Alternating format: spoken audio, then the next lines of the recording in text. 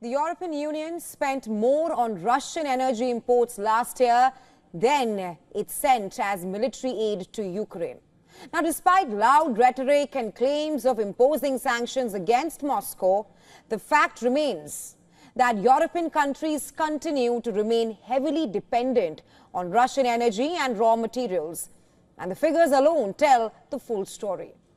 According to a report by German publication Bild, this year alone, Russia is expected to collect approximately $22.7 billion from selling energy and other commodities to the European Union.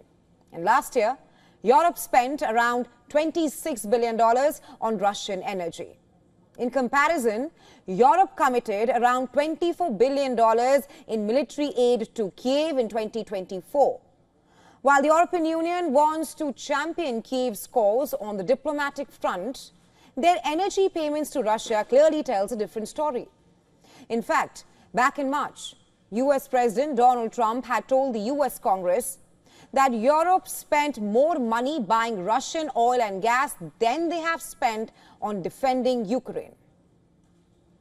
Europe has sadly spent more money buying Russian oil and gas than they have spent on defending Ukraine, by far. Think of that. They've spent more buying Russian oil and gas than they have defending. According to reports, Moscow's total revenue from oil, gas, coal and uranium could reach as high as $263 billion this year.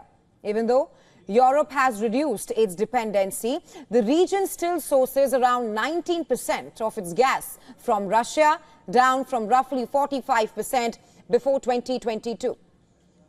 Earlier this month, in an official release, the European Union said that it will end its dependency on Russian energy by stopping the import of Russian gas and oil and phasing out Russian nuclear energy.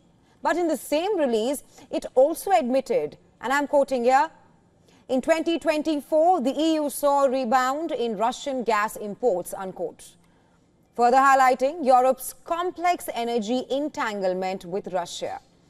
At the start of this month, EU's Energy Commissioner Dan Jorgensen said that the Union aims to eliminate all Russian gas imports by the end of 2027. We ask member states to make mandatory national plans for phasing out Russian gas, nuclear fuel and oil. These plans need to be ready by the end of this year.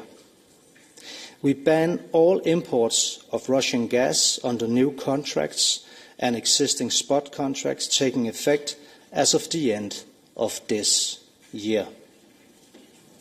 We ban remaining imports of Russian pipeline gas and LNG under existing long-term contracts by the end of 2027. But the question remains, will the European Union actually follow through on big promises to Ukraine? Or will it continue to opt for economic comfort?